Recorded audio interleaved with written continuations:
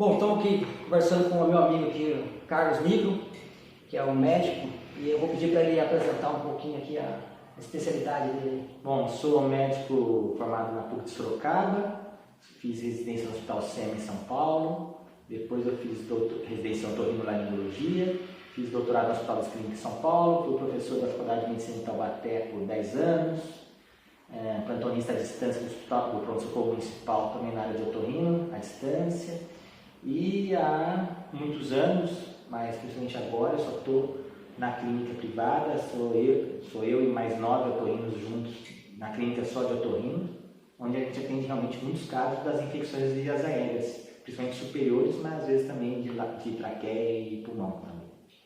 Então nós vamos aqui hoje falar um pouquinho sobre o coronavírus e tudo que está por trás disso aí, que a sociedade vem se debatendo bastante. Então, a primeira pergunta que eu vou fazer aqui então, doutor, o que é um vírus? Bom, o vírus coronavírus é um vírus já conhecido há muitos anos. Durante a faculdade mesmo, em 1990, foi a primeira vez que eu estudei o vírus na área de microbiologia, que é uma matéria que a gente aprende na faculdade. Então, o coronavírus é um vírus que causa o resfriado, é um dos vírus que causa o resfriado, junto com o rinovírus e alguns outros. Só que o que acontece? O vírus de resfriado, de gripe, esses vírus respiratórios, eles são constantemente, frequentemente durante os anos, todo ano, eles estão sempre sofrendo pequenas mutações. E é por isso que nós pegamos resfriados e gripes tão frequentemente durante as nossas vidas. E é por isso que todo ano tem a nova vacina da gripe, por causa do novo vírus que sofreu mutação, que foi diagnosticado, pelo menos o vírus que está dando mais problemas é diagnosticado, é feita uma nova vacina para o próximo ano. Então, eles já sofrem mutações pequenas sempre. Só que esse novo vírus, que foi identificado lá em Wuhan, na China, ele sofreu uma mutação muito grande, natural ou artificial, ninguém sabe ao certo. E então, dessa forma, toda a humanidade não tem anticorpos contra esse vírus. Isso não quer dizer que toda a humanidade ficaria doente, porque nosso sistema imunológico não é só por causa dos anticorpos. Nós temos um sistema imunológico chamado humoral, que são os anticorpos, e o celular, que são os linfócitos, outras células brancas, os leucócitos. Então, esse sistema também nos ajuda a defesa, e é por isso que muita gente que vai ter contato com o vírus, vai ser infectado pelo vírus, não vai desenvolver doença. E é por isso que tanta gente fala assim, olha, tem muita gente que é assintomática, ou seja, a pessoa não sente nada, está infectada com o vírus, até transmite, só que ele não desenvolve a doença. Muitas outras pessoas vão pegar um resfriado leve, resfriado um pouquinho moderado, e aquelas pessoas idosas, imunodeprimidas, como sempre acontece nas infecções vias aéreas, que seja virais ou bacterianas, vão ter mais chance de ter complicações. E essas mesmas pessoas morreriam de uma gripe normal, entre aspas. Sim, porque na verdade, não, mesmo desse resfriado, nesse caso do coronavírus, vamos chamar do vírus chinês, que veio da China, esse vírus chinês vai causar os problemas nas pessoas, que seja agora ou no futuro, durante esse ano. Então, as mesmas pessoas que agora não vão ficar doentes com ele, no futuro também, se tivesse contato com ele, não ficariam. E aquelas pessoas que hoje vão ter complicações, se eles tivessem contato daqui a 6 meses, também teriam complicações. Então, ou seja, o índice de complicações é o mesmo de sempre. O problema é ficar todo mundo, vamos dizer que 100 milhões de brasileiros contaminados pelo vírus, infectados. Vamos dizer que 10 milhões desenvolvam sintomas e complicações. Se de repente todo mundo, 100 mil pessoas ficar precisando de internação ao mesmo tempo, daí é o grande problema dessa epidemia, que daí não haveria leitos para todo mundo. Tá? E essa questão da porcentagem que eles falam bastante? Então, veja só, isso é muito importante, porque vocês vão ver que o coronavírus, ele tem 20% de letalidade, de complicações, de morbidades, tem 3%, 2% de mortalidades.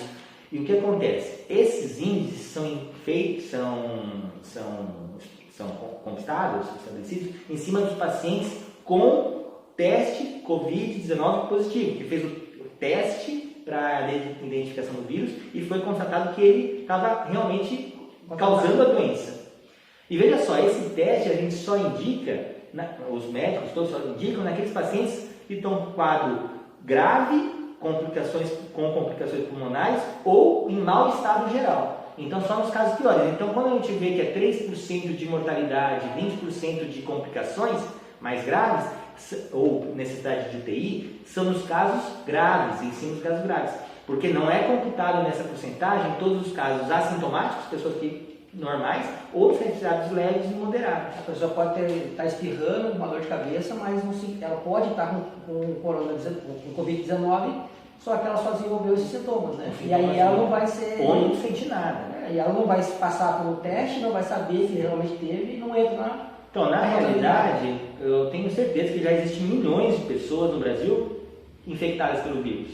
Só que desse monte de gente, a grande maioria não está sentindo nada. E muita gente está resfriada. E algumas pessoas vão estar com complicações. E é em cima desse, ou em mau estado geral, é em cima desse que vão ser feitos os testes. E esse vírus veio de onde? Então, o vírus veio da China, então é um vírus chinês, né? Veio de Wuhan, na China. Agora, por que veio, aí é uma questão de polícia, talvez, ou da epidemiologia. Não dá para saber ainda se esse vírus realmente foi criado, como as pessoas falam, em laboratório, ou se realmente veio do... Eu acho difícil. A teoria é que veio do morcego, né? O ato de comer o morcego que veio da gente. Eu acho que isso até é mais provável. Eu acho que é mais provável que tenha sido por causa da alimentação mesmo. Mas, sendo uma ditadura comunista fechada, onde toda a informação é manipulada, onde os médicos que detectaram esse vírus morreram, será que o coronavírus jovem? Jornalistas desapareceram. O prefeito pediu demissão, o prefeito de Wuhan por causa da situação. Ou seja, existe muita história mal contada. E a questão do estresse? Dessas pessoas ficarem em confinamento, em casa, o estresse, o que isso pode... Não, a própria situação de quem não está estressado hoje em dia, né? Mesmo pessoas calmas, estão nervosas, estão confinadas em casa mesmo.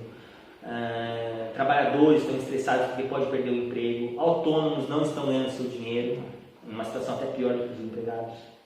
Então, o estresse, nervoso, ansiedade, todo mundo sabe que causa doenças porque baixa resistência. Então, o aumento de chance de pegar infecções respiratórias, até por coronavírus ou por vírus da gripe ou infecções bacterianas, é muito grande. Além de outras doenças também, como gastrite, como hipertensão arterial, como AVC, como infarto. E aí essa pessoa acaba entrando no grupo de risco, né? Sim, aumenta a chance de ela pegar a infecção. Mas quantas pessoas vão morrer por causa dessa situação? Eu acho bem provável que o número de mortes por pessoas causadas por estresse, por causa do pânico que está sendo arquitetado e programado pela mídia para que assim seja, deve já ter sido bem maior do que o número de pessoas que morreram por coronavírus no Brasil. Bom, e o outro motivo que a gente quer saber aqui, que as pessoas estão falando muito na internet, é por que a ONU e a OMS estão proibindo as pessoas de sair de casa? Bom, eles estão ouvindo a opinião dos epidemiologistas, que está muito certo, porque os epidemiologistas são especialistas que estudam as epidemias, ou mesmo as pandemias que se alastram por todos os países. Então, na visão do epidemiologista, como tratar uma epidemia? A melhor forma de tratar uma epidemia para que ela não se alastre é realmente a população inteira ficar em casa, inclusive dentro de casa, cada um está no seu quarto, não ter contato com o outro, usar máscaras, perfeito, eles colocam toda a receita de como fazer essa epidemia não ir em frente. Então, no aspecto da epidemiologia, essa ideia funciona muito bem. O único problema é que a realidade é muito mais que isso.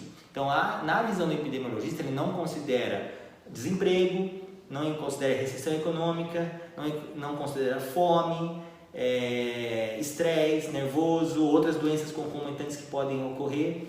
Então, veja só, essa medida é uma medida que ninguém nunca viu na história.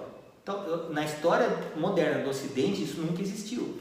Com as consequências que isso vai trazer para a sociedade também. E 10 anos atrás nós tivemos a epidemia de H1N1 no Brasil e no mundo inteiro, e não existiu nada disso.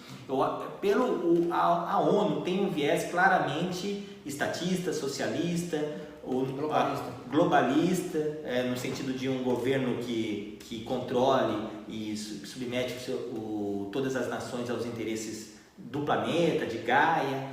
Então, o que nós estamos vendo é que essa atitude da ONU, essa recomendação que nunca existiu, parece realmente estar ligado ao aumento dos governos liberais, com foco mais libertário. Não, agora que eles querem colocar realmente governos com focos de direita, liberais, conservadores, com foco de menos governo, menos Estado, desregulamentando, diminuição de impostos, que é o que o Donald Trump está fazendo, o que o Bolsonaro está fazendo.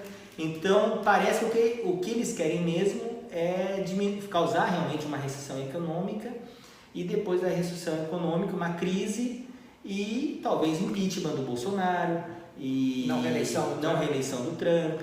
E vendo essa situação, Donald Trump e o Bolsonaro no início até falaram, não, os dois falaram que isso era só uma resfriada, uma gripe leve, uma gripezinha, não era para ter preocupação, mas eles já foram massacrados pela imprensa logo no começo. Então eles mudaram o discurso porque se realmente, mesmo que morressem poucas pessoas, um idoso que morresse por complicação do coronavírus, a CNN ou a Rede Globo no Brasil iam fazer aquela reportagem maravilhosa, toda encenada, onde mostra o repórter entrando, abrindo a porta da casa, já olhando o cinegrafista lá dentro, já a netinha chorando com a foto do vovô do lado. Se não fosse a netinha falaria, se não fosse o Bolsonaro, meu papai, meu vovô ia estar vivo hoje aqui comigo, se ele tivesse feito alguma coisa. Ou seja, a comoção nacional aqui ou nos Estados Unidos seria muito grande. Então eles falaram, eu não vou entrar nessa agora, eu vou fazer as medidas que eu puder fazer, necessárias nesse sentido que estavam sendo impelidos a fazer, mesmo por causa da recessão, mas a partir do momento em que, ao mesmo tempo que eles faziam isso, eles tinham também alguns comentários de não preocupação. Então eles queriam mandar uma outra mensagem também de otimismo, não histeria, que só de fazer as medidas realmente bastante totalitárias, um Estado forte, e de fazer alguns comentários para trazer tranquilidade, só por causa disso eles já são muito atacados. Então, a partir de agora, pelo que a gente está vendo nos últimos dias, eles estão já propondo uma diminuição desse autoritarismo que a gente está vendo, onde as pessoas não podem nem sair de casa, porque eles realmente não têm esse viés controlador, estatista, fascista. Ao contrário, quem tem esse viés é a população brasileira. A grande maioria realmente tem esse viés. Acho que tem que ter um governante forte, que nos diga para onde temos que ir, se eu posso ou não sair de casa, se eu posso ou não trabalhar, porque não proíbe todo mundo de fazer isso, porque não dá um salário para todo mundo. Eu vi agora até um comentário ali, estava falando que acho que 200 bilhões seria o suficiente para pagar salário para todo cidadão brasileiro durante... É só imprimir dinheiro, afinal. É só imprimir 7 meses até passar isso aí. Bastaria imprimir dinheiro. Não dá para pagar as contas depois, né? Imprimir mais dinheiro. E aí... imprimir mais. O governador da Casa da Moeda, né? Só imprimindo e todo mundo pode ficar rico. Aí vira uma Venezuela amanhã com um monte de dinheiro dentro de casa. Que vira mais fácil tacar fogo no dinheiro que comprar lenha, né? Mas outra coisa que a gente vê também, amigo, a gente parece que você está passando por um teste de uma engenharia social, né? Porque até onde a população aceita um governo totalitário que vai lá e te impõe regras de cima para baixo, que reprime as suas liberdades e você aceita. Até onde o ser humano vai aceitar essa imposição? O primeiro teste, na realidade, foi com o cigarro. O Dr. Drauzio Varela foi o primeiro promotor da engenharia social. Na hora que a população do Ocidente começou a topar essa ideia de que proibir cigarro em lugares públicos, em lugares privados, em comércio privado, e toda essa proibição de propaganda, eles foram falando, não é que adianta mesmo? Não é que eles submetem mesmo, se for falar para o bem deles, que é obrigado, se eles não fizerem isso pelo próprio bem deles, eles vão ser multados, vão ser presos, vão ser castigados, isso dá certo? Foi o primeiro laboratório, foi a questão da proibição do cigarro. E foi evoluindo. E a questão é que agora os brasileiros estão muito mais dóceis. Mas eles estão fazendo em nível global isso agora, né? Mas o cigarro também foi. Onde não pegou isso foi exatamente na China. Ninguém está nem aí com essas determinações da ONU. Mas o que acontece é que agora os brasileiros já estão mais submissos a essa história de ficar em casa, o governo não deixar a gente fazer nada, não poder sair para a rua, se sair para a rua é preso, não pode trabalhar. Olha como ele cuida bem da gente. Então o que eu vi é muita gente, inclusive que votou no Bolsonaro de direita, já gostando dessa ideia de um governo forte, autoritário, e claro que vai ter que aumentar os impostos para cuidar mais desse governo. Afinal, o papai Estado nos cuidando, tudo que nós podemos fazer para ele é pouco. Não, tanto que agora a gente viu aí até post, né, na internet, no Facebook, falando, se você vê aí um comércio aberto, alguma coisa, denuncie, ligue do número tal. Né, e em grupos de direita, em grupos ditos liberais, conservadores, libertários, com esse discurso. Imagina que não está acontecendo na esquerda. Não, a esquerda está olhando e está adorando, né? Porque todas essas medidas é o mundo da esquerda. Um mundo realmente autoritário, governo forte, rico, poderoso, intervencionista, mandando na vida privada das pessoas, dizendo que as pessoas devem ou não fazer. É o mundo deles. E o problema é que depois de uma crise onde exacerba o papel do Estado, não volta mais como era antes. E a gente está vendo aí a janela de Overton funcionando, né? A janela de Overton querendo empurrar para o Estado, para o estatismo, para a idolatria do Estado, do governo salvador, do governo forte, autoritário. Porque hoje, até comentando aqui, eu passando em casa, escutei um policial gritando, um policial civil na rua gritando assim, se eu pegar um idoso na rua, vou prender, hein? Vai ficar dentro de casa. Que absurdo isso, né?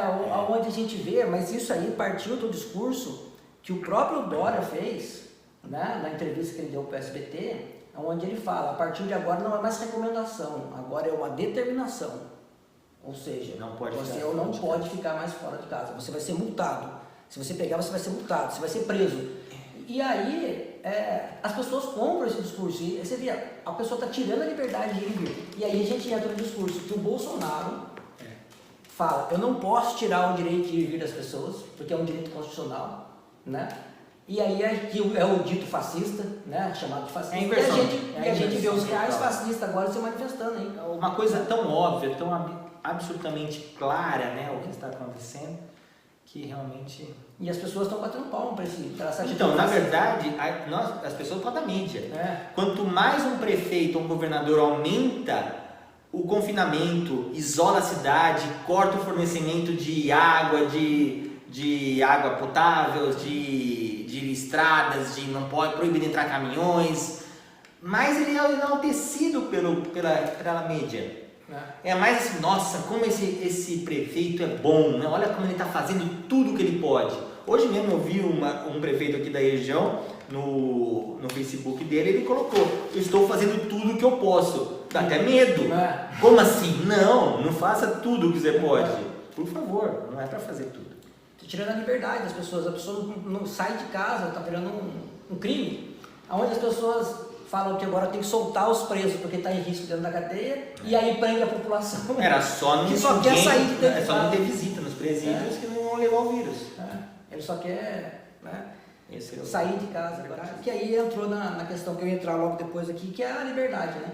A gente está vendo aí a limitação da liberdade da sociedade. Então, nesse ponto, quais são as medidas a ser tomadas? Né? Nesse ponto, nós, de direita, com viés liberal, libertário, conservador, nós estamos vendo que esse momento de crise é um momento de aumentar a liberdade das pessoas, no sentido de aprovar mais leis a favor de homeschooling, de liberdade de educação para as crianças, para os adultos, e também de desregulamentar, tirar impostos e taxas do setor de toda a cadeia de saúde. Porque se fizer assim, vai diminuir o peso do Estado no sistema de saúde, melhorando os serviços, barateando os serviços e ficando muito mais a gente preparado para uma próxima crise. Aumentando a oferta também, né? Aumenta a oferta, então depois de uma próxima epidemia, numa próxima crise, um sistema descentralizado, privado, onde todos os empresários vão começar a tentar servir do melhor modo à população, que é assim que funciona o sistema privado, é sempre querer antecipar alguma coisa para ganhar dinheiro que seja. Vai ter o lucro, se o lucro dele estiver muito grande, vai ter outros empresários. E depois pode até vender o serviço para o Estado, numa epidemia. Então nós estaríamos muito mais preparados para uma nova eventualidade. E agora o que faria? qual o pensamento da maioria das pessoas de direita? É fazer um confinamento naquele grupo de risco. Porque se nós vimos que o grande problema dessa epidemia é o problema dos leitos, não é o grande, é o único. Porque resfriado todo mundo vai ficar, aqueles que vão ter complicação vão complicar ou essa semana, ou mês que vem, ou daqui a 6 meses. O único problema de toda epidemia é não haver leitos se todos os idosos tiverem complicação ao mesmo tempo. Então o que tem que fazer para achatar essa curva? Os idosos devem não sair de casa, confinamento nos idosos, ter pouco contato até mesmo com familiares, o mínimo possível, e também, além dos idosos, os imunodeprimidos por algumas doenças que causam diminuição da resistência. Se focar nesse grupo, o problema de toda epidemia já está resolvido, porque são eles que ocupam todos esses leitos que estão dizendo. E por que esses números tão superestimados que a gente vê? Porque lembra quando eu falei da epidemiologia que esses 3% de mortalidade em cima dos casos graves.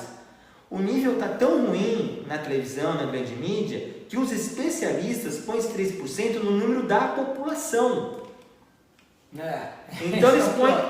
eles colocam assim, tá vendo? 3% de mortalidade. Como o vírus espalha muito fácil, 200 milhões de habitantes, 3% são 10% de 20, são 6 milhões de habitantes. São 6 milhões de leitos, 6 milhões de mortes. Então, o erro na porcentagem, no entendimento de epidemiologia, de matemática básica, é grotesco. E é esse, quando vocês verem os números 1 milhão, 6 milhões, é porque a pessoa não sabe matemática.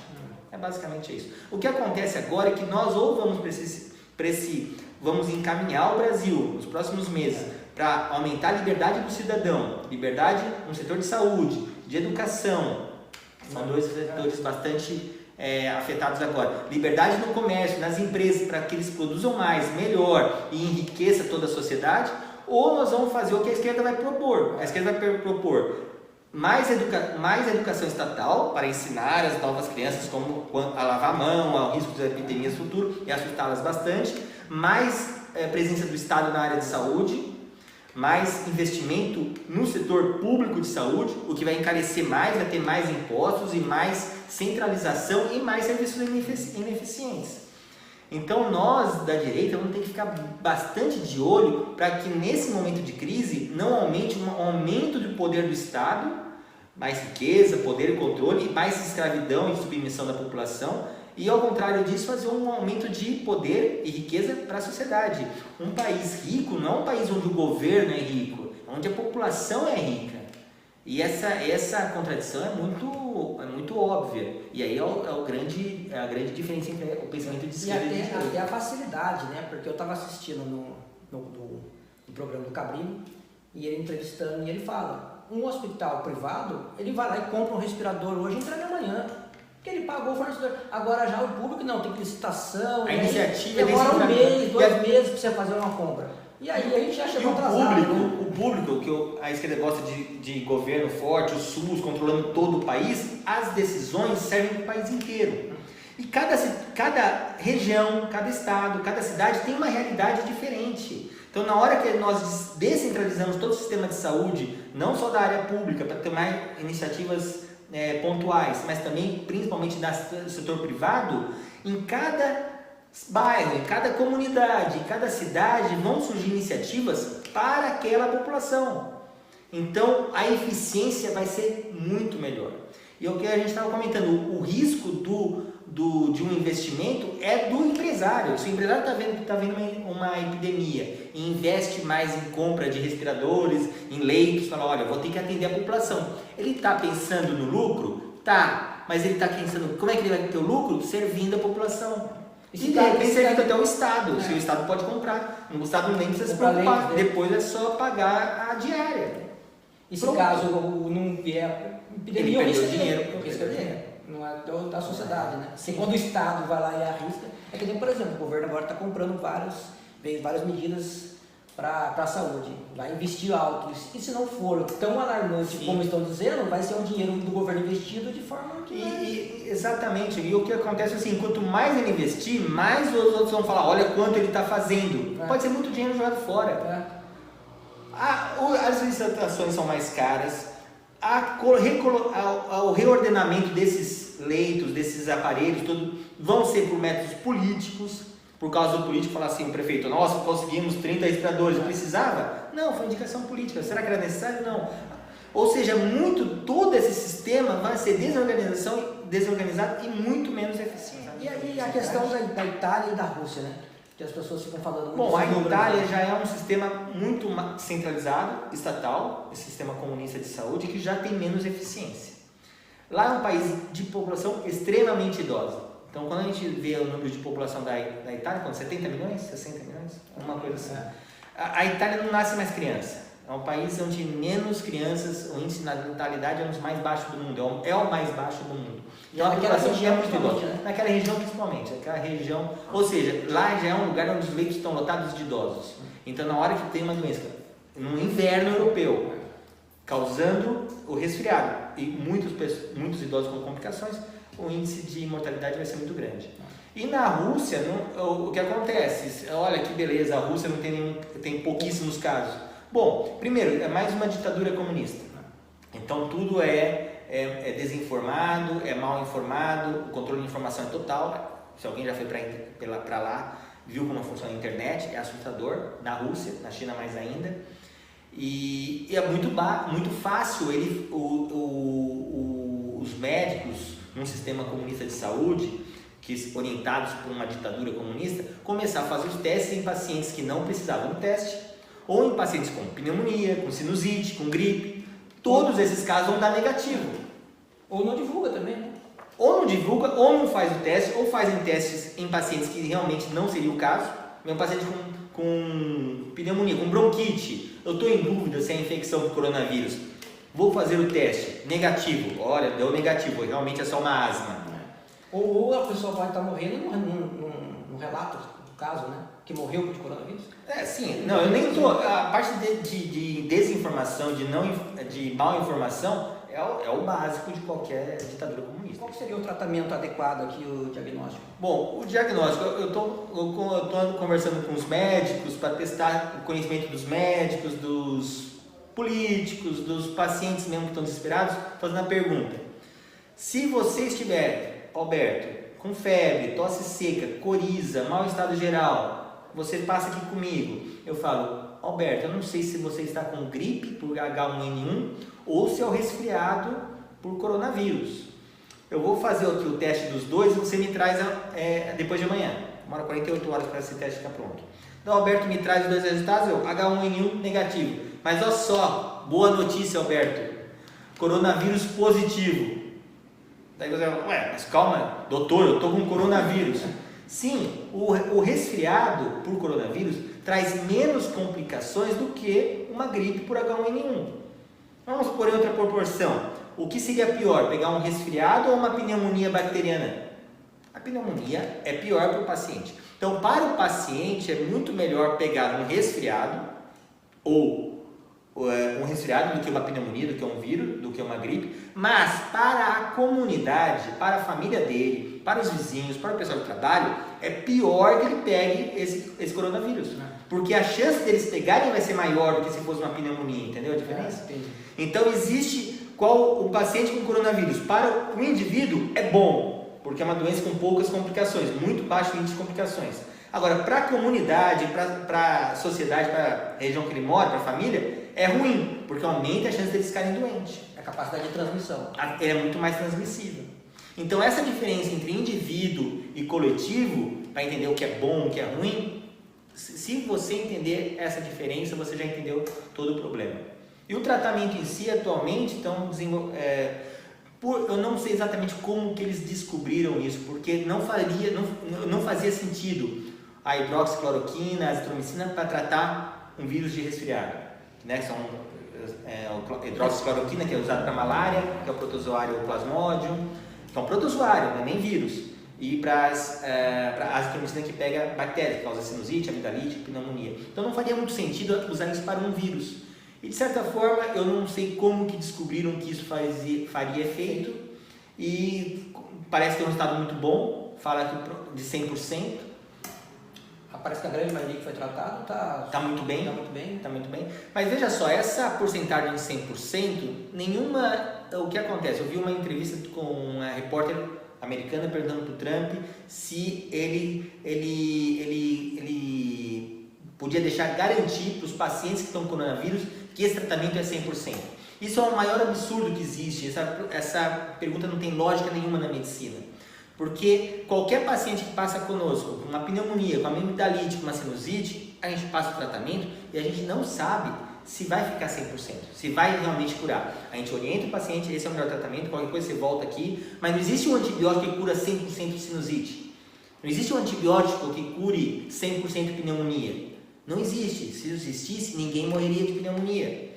Então existem fatores do paciente, fatores do micro-organismo, que faz com que nenhum antibiótico, nenhum tratamento é 100%.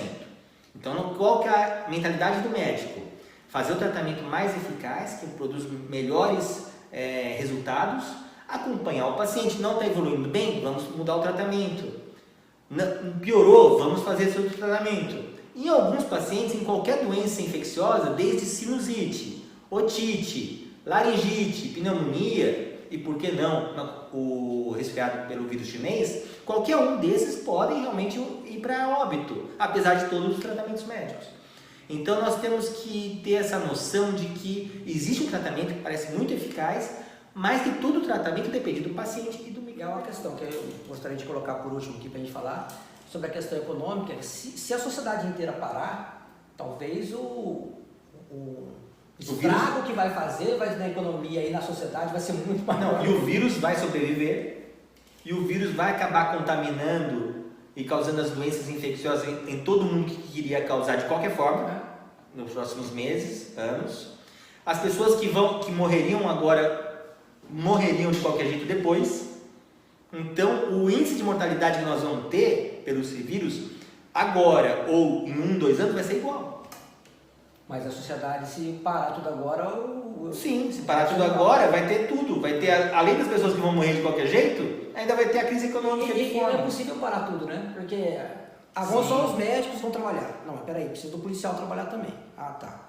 Ah, mas peraí, esse policial precisa ser transportado até o local. Supermercado vai continuar aberto. Aí o caminhão vai ter que funcionar. E se furar o pneu do caminhão? Aí tem que borracheiro tem que funcionar, o mecânico tem que funcionar. E as peças que eles receberem? Aí o cara o assistência técnica que vai mexer no computador no supermercado que deu problema, tem que funcionar. E aí você vai ver que sai puxando, chega uma hora que você fala assim, todo mundo precisa trabalhar. Vocês sabem de um vídeo que tem na internet, que é um vídeo libertário, tem um livro também, que é o lápis.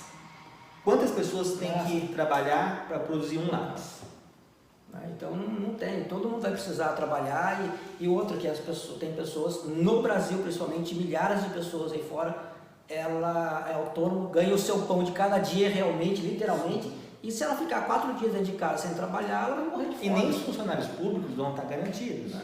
Porque não tem arrecadação. Porque você não acredita no Estado, você não viu que teve a reforma da Previdência? Mudou as regras. Então não acredite no Estado, o Estado muda as leis, assim que apertar eles mudam. Daqui 5 anos vai ter nova reforma da Previdência com novas regras. É isso mesmo. E se não tiver dinheiro para o funcionário público, tem garantia, ok, passa uma lei acabando a garantia. Então não acredite no Estado, por favor.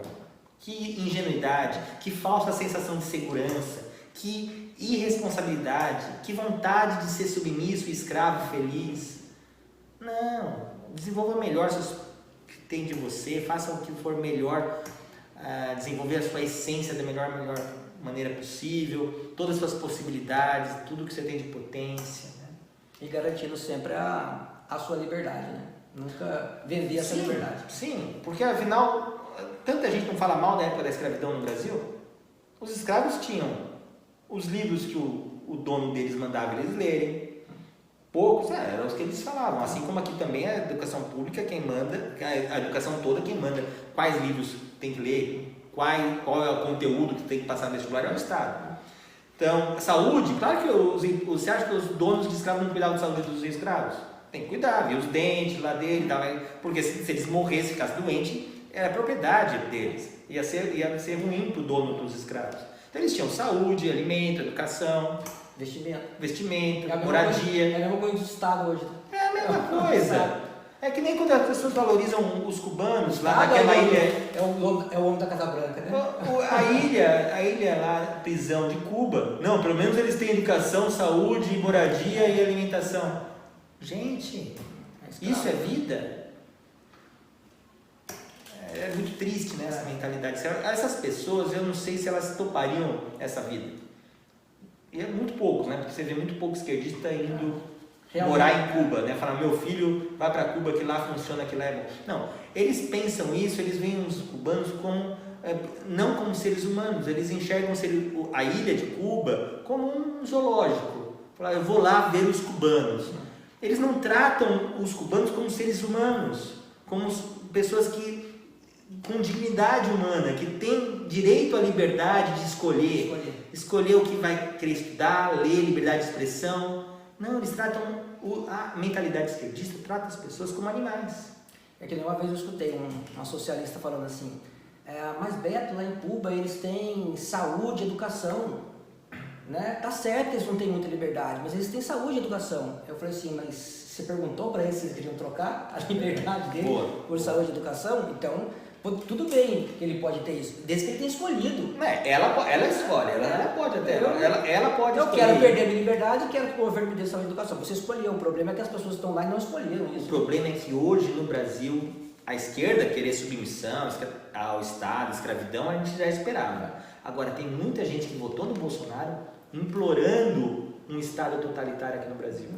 Depois tem um golpe, ou contra o Bolsonaro, do Congresso, para impeachment ou outra coisa mais grave, ou tem um contragolpe no Bolsonaro para tirar isso aí, e o Brasil virar por um tempo uma ditadura que seja comunista, com viés comunista ou viés liberal, porque na verdade em Singapura tem uma ditadura com viés liberal.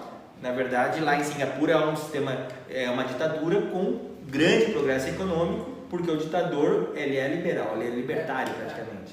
Então poderia ser o Bolsonaro, um ditador libertário, existe. Mas quem topa? Quem quer? Não queremos. Vai pedindo muito Estado para você ver para onde vai. Isso aí. Então, gente, acho que a gente fica por aqui. Acho que deu para explanar bastante coisa aí sobre o que vem falando na rede social hoje, nesses últimos dias aí, né? Principalmente abrir a mente mais, pensar um pouquinho e buscar mais informação. É o que está faltando no Brasil aí. Tá bom? Obrigadão. Obrigado.